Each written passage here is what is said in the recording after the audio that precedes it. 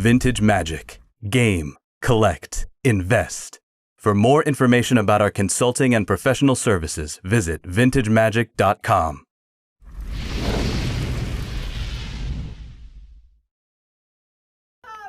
No. All right, welcome back. It's me, Don Chang. All right, guys, we're at Philip's house. Phil, thank you so much. And our beautiful girlfriend, Tina. Hi, Tina. Hello. Want to do that again? Do that one more time. Hold that up. Hold that up so I can get a picture. 1, 2, 3. So, by the way, guys, Phil is an incredibly generous man for allowing me to come in to his home. I don't know how I got here, but I am in Honolulu, Hawaii on just a vacation, doing some business. But Phil and I have connected on Facebook and YouTube videos. And Phil, you've known me for just not knowing me, but for years. I feel like I know a lot of you from your videos, from your magic content, and you share a lot of advice, and I just feel like I know a lot about you, and you're intelligent in your business and your. Would you stop sucking up to me? I'm just God saying, damn! You want to start sucking? You want to start sucking? I mean, this. He needs to start sucking, right? He needs to start. We're not wasting time here, so I'm not gonna waste my time. Do you want me to take off my pants? What's up? No, I mean, pants on. I mean, what's up? For God's sake. No, seriously, people who are making smart decisions, I want to be able to talk to those kind of people. Well, I appreciate that. And obviously, you know what you're doing, so that's why we're here. All right, so this video, guys, we're gonna do a lot of videos, is all about Phil's man cave. Yeah, this is my office. This is my personal. No, man office. cave. We're gonna call it. This is man cave. This is a little cave. It's one man cave. Okay, so guys, I'm gonna pan real quick. This is absolutely incredible. Like when I came in here, I was a little claustrophobic. Whoa, look at that thing. What's that? Oh my God. God, who's that? One of 4. Wait, who's that guy? Don Chang. Okay, so I was a little claustrophobic.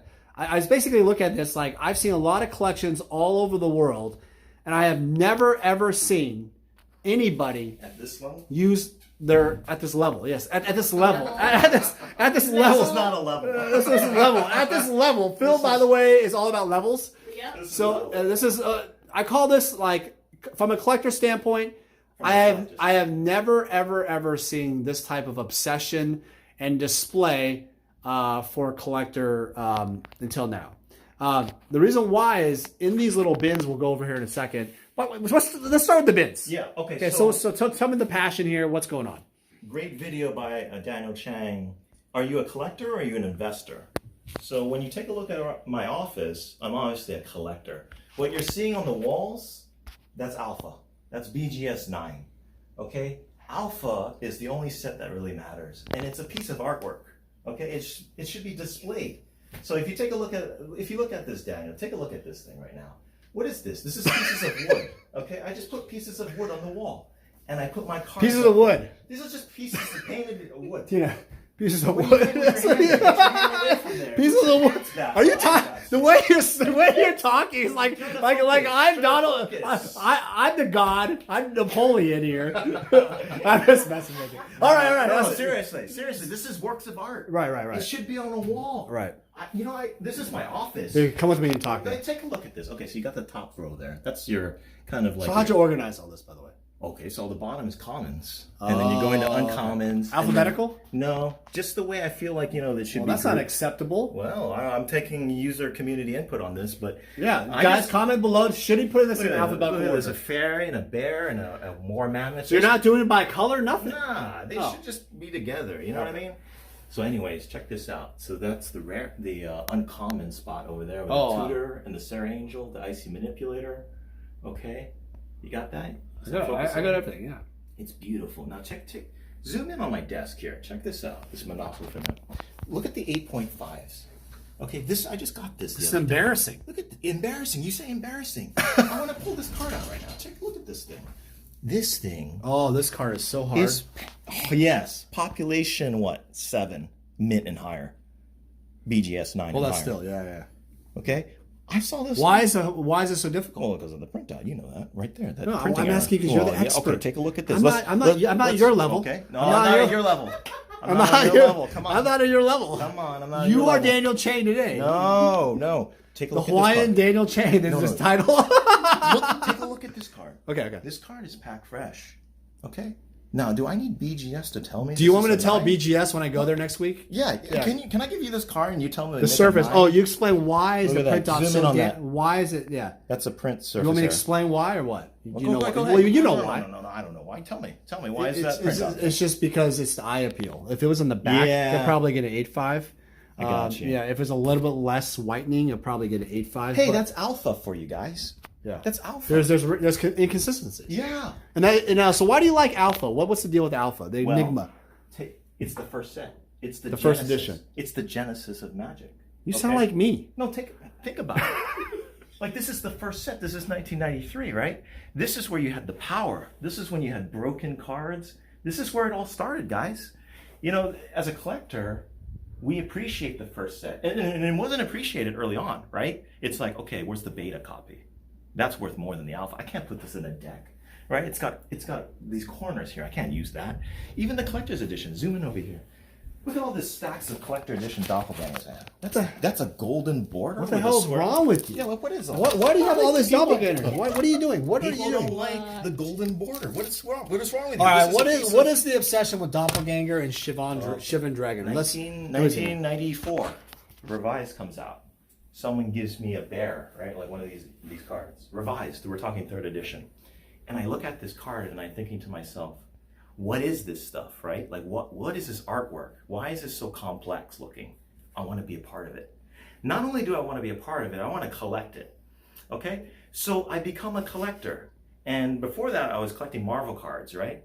And wouldn't Marvel, you know something about Marvel cards. Depreciating asset. Well, that's true. Yeah. But you collected one of each, didn't you? Yeah, I did. And that's what I did with Magic. Okay, I'm going to be a collector. I'm going to collect one of each. Okay? But turns out no one was doing that. People were hoarding Shivan Dragons, Royal Assassins, the Demonic Tutors. And I noticed people didn't care about collecting the entire set. They were hoarding individual cards. That changed my mentality, and it opened up my mind. I didn't know how to play the game very well. All I know is I wanted this $22 card. Back in 1994, this was a $22 card. $20 to $22 card. And this was a very expensive card too. And when Ice Age came out, look, guess what? Jester's Cap was the card you got, right? Remember that card? That was like a $20 card as well, right? So I just started hoarding this, and this represents a huge part of my youth in collecting Magic. And I think a lot of people feel the same way. That's how you got the ladies. Well, yeah, that's the birth control, right? Like, this is the birth control. Seriously, Magic the Gathering. You didn't score anything with Magic. But my God, like, we didn't have cell phones. Cell phones are computers now, right? You're late 30s, basically. Yeah. Yeah. Around that time. I'm in my late 30s now, but we didn't have computers. Yep. We brought a deck. We brought our binders. We took the 1/2 inch, right? We took the 1/2 inch binder with our cards, and we brought it to school, and we traded. I like to say I'm usually a foot. Huh? Not a half foot. Anyway, so yeah, that's what we did back in the day. You don't know what that? What? That's what she said. What? That was a Rudy comment. Take a look at this. I want to talk about this. Look at this force field. This beta force field and this beta fork signed. I bought that from Daniel Chang. Now, I paid like $1,000 each for that. Now, at the time, no one was picking that up. No one was paying $1,000 for that card. Okay? But look at that quality. Look at that quality. I mean, these are you know how hard force field is? Take a look at it. Let's take it on the light here. I love force field. Look at this. This is the kind of product that Daniel sells. It's 0.5 from Gem Mint. Yeah, I mean, it's a beautiful card. Look at the back. Okay, so I bought things from Daniel. They're beautiful quality. They're worth so much money now. But I think that... All right, so hold on a sec. We're jumping on the video, so thank you for the compliments. Beautiful cards. What are you... So, in the beginning of the video, are you a collector or an investor? I'm purely a collector. So this video, guys, is an intro. We're going to do another segment here in a second about collectors and investors, but he's a collector. So what does that mean to you as a collector? So as a collector, I want to collect the cards. I'm not looking to flip and make a buck. Okay, if I can make a buck, I will. But I'm not actively looking to sell. Okay, take a look at this Mishra's Workshop over here. Antiquities. This is a 9.5. Okay, when I purchased this, I don't know, I paid $1,500 for this card. I needed it for my antiquity set. Okay, what is that? Is that a quad 9.5? Quad plus. Quad plus. Someone offered me $5,000 for it. I turned it down. I could have easily flipped this. For $5,000? You didn't take it? I turned it down. Okay, I turned it down. Why? Because I want the card. It's a powerful card, right? good for EDH as well. But I'm a collector first and foremost. You only see one copy of this stuff up here. You don't see like 10 copies of a single card. Okay? When I went into this, I said to myself, I want to have the collection of cards. I wanted the collection of cards and not like maybe 50 copies of Alpha. Now, in retrospect... What are you talking about? You have like 100 copies of the Shivan Dragon. No, but that's revised. Oh. That's a revised Shivan Dragon. I mean... No, wait, hold on. People are going to this video are going to be confused. Yeah. You have a lot of copies of these pet cards you love. Yeah. And then you have one of... Your goal is to get one of each card. That's Yeah. what these binders and stuff represent. Right. We'll talk about in a minute. So... Are you select cards? You're kind of So my youth, this is the card that I collected. Oh, I see. I have like 250 copies of this card, right? So it's the cards that make you feel. You're right. Yeah. Back in the day, you don't have that much money, but that was the card that I collected. Right. Now we have money, and take a look. I mean, look at this. Take a look at this. Okay. Oh, Thank you for your support. Oh, it's that's very nice cool. of Melissa. But look, we're trying to recreate what we did years ago, 20 years ago. Is that glare good? Yep. It's good. How's that? Look at this. All mint, by the way. So what are you doing here? Are you just like? It's just like it's so cheap. Is there a particular You go one TCG here that player? makes you feel? Nah. Okay. Well, is there a particular Shivan Dragon? Yes. I see what you're doing. It's makes you feel good. That's all it is. It's a connection. Connection. To Yeah. And it's so cheap. I think a lot of people can appreciate that. Take a look at this. This is your Let's okay. go on the light. Okay. No, right here's the better. Yeah. The ambient. Right here. Okay, right here. Right, no, right here. What about the gold coins there? Can you see Yeah, that? that's perfect. Hold that up. Yep. This is artist proof. Okay. Okay, how many were they made? 50 or 100? 50, right? Around there. 50. Okay. Hold it up. Yeah. White back. Yeah, there it is. That's a really rare card. Now, you may ask yourself, well, people don't really want that. It's not very playable. I can't put that in a deck. Well, you could sleeve it, okay. But I have a strong connection to this card. And if there's only 50 of them in the world, well, that means something to me. Okay, now if you take a look at this... Is it row, because there's 50 in the world that means something to you, or is it the Shivan Dragon? Well, I think it's the personal connection. These cards were given to the artist, right? Right, okay. So that means something to artist you. proof was Right. given to the artist. And to me, this was the card that defined Magic. I didn't grow up in Alpha, Beta, or Unlimited. I grew up in Revised, and this was the go-to card. Now, all of this is our artist proofs. I have them all graded, 9.5s. How many is that? 2, 4, 6, 8, 10, 12, 14, 16, 18 copies. 9.5. Jesus. So this is something that makes you... It's kind of a completist it's mentality. It's like, you okay, love it. Wind back to when you were collecting Magic in your youth. You heard about the Black Lotus. It was like some sort of myth. And it was like a $400 card, wasn't it? And it's like, I've never even seen this thing, right? Back in the day. Fast forward 20 years later, you're making 6 figures or whatever you're making, right? And it's like, why don't I still own that card? Why haven't I owned it? Like seriously, what have I not progressed? How come I can't obtain a card that I wanted 20-something odd years ago? With the Shivan, it's a great thing. I could have never imagined owning this in my youth. Like, if you told me you would have this card, right, that was only given to the artist and only 50 made, and you would have exclusively like 35 of them, that would be pretty impressive, right? And so that's my connection to it. Yeah. It's like, this is a card I love. I love the artwork. Right. And it's rare. It's somewhat playable. Maybe to not many people play Shivan Dragon. Does the rarity mean something to you? It does. It has to mean something. So it's not just... So obviously you have a lot of raw... Take a look at this. You have a lot of raw copies, You right? tell me, Daniel. Does the rarity mean something to you? Yeah, I think... Well, it's obviously on a beta artist proof Black That's Lotus. another level, of course. But the painting means more You're right. than the actual Right. card. And I do want it to- does. The I do- painting does. Right, And absolutely. also the other thing was more important is actually the moment I was able to meet with Chris, and I remember like talking to him about like commissioning it. Yeah. And the moment of just kind of when I first met him in Austin, Texas. Yeah. 2010. He signed some cards. We had some dinner, and he was just talking to me about like how he created the Black Lotus, for example. Right. Black Lotus was on like acrylic, but that green background that you see in the Black Lotus was a Safeway bag. He took of paint, green various paint, and that actually create this splatter was the Black Lotus. That's amazing. So like your Black Lotus here. Oh, by the way, Phil, later on, we'll talk about this in a video. He owns this BGS 9 Alpha Black Lotus. And it's an incredible, awesome case. Yeah, Amazon. Yeah. Under $100. But They'll customize the plate right here for you. But the Black Lotus, I mean, you know, like you're saying, it's like the memories is what matters. Like that green background was splattered from just a randomized. Yeah. So it's very, you know, it's so that those stories and the nostalgia that you have are what you're connecting with. I'm connecting to my youth in a way. These cards have a placeholder in time, right? Growing up, collecting the Siobhan Dragon. Yeah. Talking to my friends about the elusive Black Lotus, right? And its $400 price tag. Well, let me ask you, does a Black Lotus mean more to you than the Siobhan Dragons? No. Actually, Really? it doesn't. No. So what You notice how I pointed to the... So you'd be more sad if you were to trade like your Siobhan Dragons? Yeah. If you were to lose all those? Yeah. Versus... Well, so you got to be careful there, right? Right. The pricing, right?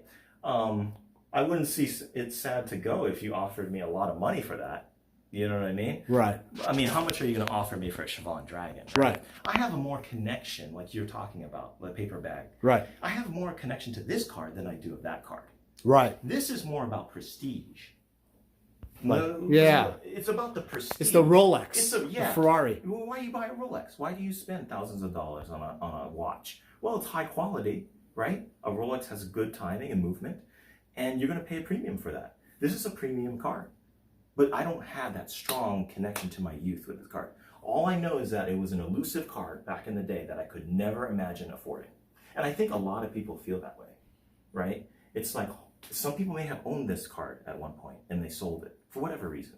They needed the money or, you know, they just got out of the game. For me, it was I had to own it because I needed that. I needed to say to myself, you know, 20 years later, I own the card now. It's for myself now. You know what I mean? Right. It's something I couldn't touch in my youth. It's almost like a reaffirmation to me. Exactly. Do you know what I mean? Yeah. It's kind of like people buying Mickey Mantle and Babe Ruth. They've obviously never met Mickey Mantle or Babe Ruth, but they're doing it because they're the icon of the game. It's the flagship card. Flagship, You gotta have it, right? They call it Holy Grail, but you know, there's a BGS 10 or 9.5, you know, Holy Grail. But it's an Alpha Lotus, and you know, what is it, 100? Yeah. A little bit more than 100 graded from BGS. Exactly. Yeah. That means 100 graded in the entire world for a game that millions of people absolutely love. They love this game. Right. Okay? And to say that you own that card is something spectacular. And it's a fortunate thing.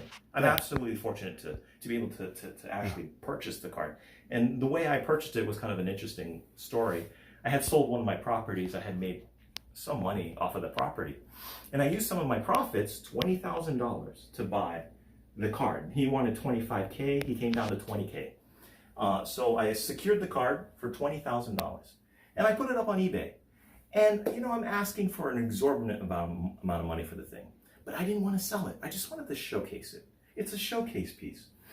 But now, as you can see, prices are crazy. Now, what is my education on this? How did I know to buy this card? I actually got back into Magic in 2016, okay? So I got into 3rd edition, got out of Homelands, okay? And then I got back into Kaladesh. How did I get back into Kaladesh? I actually watched your video. Not only your video, of course, Rudy's video. And I think I speak for a lot of people when we say Rudy's very enthusiastic about the hobby, and which is great. It got me enthusiastic about getting back in. But your videos helped me understand what cards I needed to collect immediately. And these are the cards I collected immediately. Alpha, Beta, Unlimited, Antiquities, Arabian Nights. What you see behind me is entire sets of Magic, all in albums, okay? Starting from Beta to Collector's Edition, it's all labeled, efficiently stored, and in order. So here's the Collector's Edition. Now, who was advocating for Collector's Edition early on? No one. No one but Daniel Chang. I knew I immediately had to own the entire set. And this entire set is mint from the box. I had to display it, so I took it out of the box. This is so strange. How did you just pull that out with it without knowing? There's not Everything a label. is sequentially ordered by year. Oh, those oldest is over. All the oldest is there. You kind of can tell. Okay. Yeah. I mean, sometimes I have to readjust and figure out where I'm at. But Can you do that blindfolded? I don't know if I can do it blindfolded. I should put some labels on the box. But A lot of people are trying to get into the collector's edition now. The prices have gone up quite a bit, but I'm glad I got the entire set. So this one's the collector's edition. What comes after that? Remember, so what is this, 5,000 copies? 5,000 approximately, yeah. Approximately International 5,000. edition. There you go. Here's the cards. So you have one of each set. I have one of each set. Now, there's some cards that I'm still trying to get. It's kind of a lifelong hobby to try to get all the cards. But, you know, that's the beauty of the hobby, is that you can't just have everything immediately. It takes time and effort. Look at the alpha set. This is not complete yet. How many cards are you missing? I'm missing quite a bit. Let's take a look over here. I have a checklist that I ripped out of a classic book. I don't know if you remember this thing. There we go. Oh, wow. Beta Unlimited Card Checklist. I'm using this thing. I ripped it out of the book. What is this? You remember this book? Here, come over here. Scribe? The Pocket Player's Guide. Classic. I just ripped it out of the book. I'm using it as a checklist. Wow. Yeah. Anyway, so I'm checking off all the cards that I need. And it's expensive. I'm not going to deny it. It's quite a bit of money to collect this What set. are you missing? Well, The big cards. Here we go. I got the comprehensive list right here. We're listing all the big cards. Power. And the rarest. And some of the really hard to get BGS 9 cards right here. So here's the list right there. So you're trying to just get, and this is an old, yeah. I mean, look at some of these are some pretty hard cards like Balance, right? Well, you can buy them. It just costs money. It just costs money. So what is it now? Are you getting closer, are you having a hard time just wanting to spend the money? Well, yeah. I mean, it's quite a bit of money. I mean, you're talking about what? A Soul Ring Alpha BGS 9. Was that $2,000? Yeah. I mean, you can easily spend. Let's say if I buy 5 cards, that's like $10,000 a month. That's kind of like, you know. Yeah. You know, I'm not an entrepreneur. I don't have my own business. I wish I did. You work for the government. I work for the government. I'm a civil servant. And so, you know, your funding is kind of limited sometimes. And so, but what you do is you take it as you go, right? Like, okay, I got some disposable cash at the end of the month. I got $1,000 or $2,000. But check it off the list, right? Yeah, you slowly check it out. And guess what? When it comes in, you appreciate it more, right? We just got this, the personal incarnation in, and it's a beautiful card. And I paid, I think, about $600 for this card. And some people might say, well, you spent way too much money. I think it's a good card. I mean, it's a beautiful, pack fresh card. Here's Elvish Archers, reverse damage. So look at the Dark Ritual. So hard to get in. So the price of these cards really inhibits some of the collecting. How does that make you feel though? Like the price is driving up, because this is where the collector investor bridge. Yeah. How does that make you feel as a collector, and you're kind of being priced out? Collectors are being frustrated because prices are increasing, but that's just the natural order of things. The demand is increasing. There's more awareness now, right? What makes a card valuable, right? Is it iconic? Is it nostalgic? Can I play with it? Is it on the reserve list, right? How much did they print of this stuff? Let's just take a step back and actually remind ourselves how extremely rare Alpha is. 1,100 printed of each rare. And then how much of those actually survived play and actually are graded mint or higher? Pull up BGS Pop Report. That's 7, by the way. Where's the incarnation? This is 7. Okay? Now, some people might say, well, it's not all in. There's still a lot floating out there. That may be true. But let's take the Black Lotus. 1,100 printed. And there's only 100 plus, slightly over 100 graded as mint or higher. This is extremely rare stuff, people. Like, to me, there's a lot of new product coming out, and that's great. But how are you going to invest in new product? That doesn't make any sense to me. Well, we're definitely going to go through that. This is great topics about investing in Magic, the Power 9, the reserve list. Phil is going to be really gracious with his time to basically share some of that insight in these later videos. You're doing a good preview here. Last thing here, let's look at coins. What are these coins you got here? Before I was a Magic collector, I was a coin collector. Yeah, bring this over here so I can get better lighting. Like over, no, put it on this table. Huh? Yeah. Let's put it over here. So take a look at this. Coin collecting. It's a pastime. It's like stamp collecting. Who collects stamps anymore, right? But coin collector is very popular, and what you'll see is that a lot of my coins, I'm a first year type collector, meaning that I collect every coin type first year. Okay, but you will notice the grading is PCGS. There's also another company called NGC over here. They're kind of like your PSA and your BGS. So this is NGC, and this is your PCGS. One demands a premium over the other. BGS always demands a premium over PSA, right? For the most part. So which one does? So I collect the PCGS because that's the BGS equivalent. But look at this. When I first got into Magic, well, when I got back into 2016. This is Collector's Universe? This is PSAs? This is professional coin grading. Are they part of Collector's Universe? I'm not sure. Okay. I don't think so. Okay. I don't think so. They're different. But look at this. Grading coins was not a foreign concept. Magic kind of got into it, started getting into the grading of the cards. So that's 25 cents. This is 25 cents. So explain this is like 1932. This is the first year. This is only $100. Of course, for 25 cents? For 25 cents. What? Now, you want to talk 25 cents? What the hell? Let's take a look at this. That. Let's take a look at this. This is 25 cents. You crack that out and that's 25 cents. This is 25 cents. What? This is 5 ounces of silver. Pull that up. That's 25 cents. Can you see that? Hold on, hold still. Yeah, hold still. That's actually legally 25 cents. You I can can go to the store and say, you know, here, give me some gum, you know, and give them 25 cents. This is legal. But look at this. This is Hawaii volcanoes. This is an $800. No, I think it's much more now. It's like $1,200 or something like that. This is a Hawaii volcanoes. Low print run on this thing, by the way. I think only 16,000 made. But this is like $1,000 coin. What? That's correct. So coin collecting is not as different as you would think from Magic collecting. But this is new product. See, this is new product. What coin collectors ultimately do is they tend to the old products. Do you have old stuff? Old coins, I mean. Do you have old ones? Like half cents. Okay. Half Want cents. to show me anything here?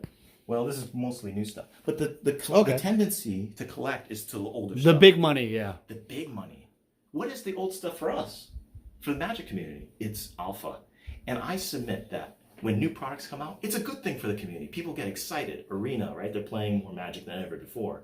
But eventually these players and these collectors and investors, they're going to tend to go towards the older cards eventually. It's just the way of things. It's just the way we collect, right? So there's a lot of similarities between coins and Magic. Yes. And you're one of the first pioneers Thank you. to slab Magic cards. So I'm not preaching to the choir. All right, well, I'm going to close out the video. So you guys, this is incredible. Phil, thank you for exploring your man cave, your journey here. Well, that's my office. Yeah, your office. We're going to be, Tina's left the building to her woman cave, her sanctuary. It's meditation time. And we're going to be doing a lot of awesome videos. We need some Hawaiian poke. Yeah, we have a lot of fun. I've had a lot of fun here doing a lot of culinary videos and travel videos. Yes. I'm going to start doing that just for fun. But I really have an extreme appreciation for your passion and your love for Magic. It's been an incredible trip. I was just doing this as a vacation, get some time away, relax, and I'm able to really now just really understand the eyes and the heart of a collector. Yeah. This is really awesome. And you know, it's crazy because we all connect, right? I play chess too, so is Phil. He loves Siobhan Dragon. I love it too. Right here. I never collected coins. Engineering. He's an engineer. I'm a mechanical engineer. Philip is also an electrical engineer, right? Was an electrical engineer, now the money's in computers. But it doesn't, like my mom, she did the same thing. Yeah. Actually, I love the Vesuvian Doppelganger. Another connection. I actually own the original sketch. I love the Vesuvian Doppelganger. It's my favorite. I love comics too. Any particular comics characters you like? I was kind of dabbling in graded comics. I mostly got into it because of the films, right? The movies.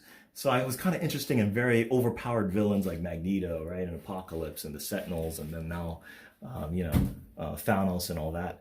But I really didn't get too hardcore into it. I love this slogan. What's this? Don't live so close to the mountain. Ah, yes. Why do you need $1 million? Yes. What's that? Well, these are quotes. Sometimes your parents, they don't understand, right? They're like, Who is this beautiful lady? That's more. Whoa! Whoa, take it easy. Supermodels here. Take it easy. Take it easy, everybody. Calm down in the comments. Well, no, Rudy's fiance is always in the videos. Is it? Okay. So move over. Okay. Move over, Lindsay. Okay. All right, guys. Well, thank you so much for everything. Look at this. I'm going to pan one more time. Thank you so much. Look at this beautiful range of nostalgia. We're going to have a lot of great videos here. We're going to discuss Magic Finance, Reserve List, the infamous Alpha Black Lotus that is for $400,000 or so on eBay that he's asking online just for not only the marketing but all just the wow factor. It's almost like a worship counter right here. This side. It's kind of what's it called? First place for being like a professional, like being awesome. for making lemonade. You know? What? He's a #1 lemonade maker in Hawaii. I don't know about all that. These are your accomplishments. Come on, I'm messing with you. Well, All this right, is- guys. Well, I gotta cut off. Say goodbye. Hey everyone, it's Daniel Chang with VintageMagic.com. In this video, I want to run through our consultation service on VintageMagic.com. So what's really exciting to me about the consultation process is meeting you. I've met so many incredible people in the Magic the Gathering industry all over the world, and this consultation process is the key part to a successful working relationship. Getting hold of me is very simple. You could call or email me. We'll talk more about your needs. From all that information I gather in our call, typically about an hour long, I'm going to determine the best solution for you. So because we have such a suite of services that we offer, I'm gonna sit down with a follow-up call, and then we're gonna go off and determine what the best path is. I have experience in handling conversations in regards to large collections of artwork, sets of cards, either if it's graded or ungraded, raw cards. I also have dealt with collections with lots of misprints and oddities. Altered cards, sketch cards, and artist proofs are also one of my specialties. My experience in Magic Gathering has gone to any level of collecting you may have. I look forward to working with you. Vintage Magic. Game, collect, invest. For more information about our consulting and professional services, visit vintagemagic.com.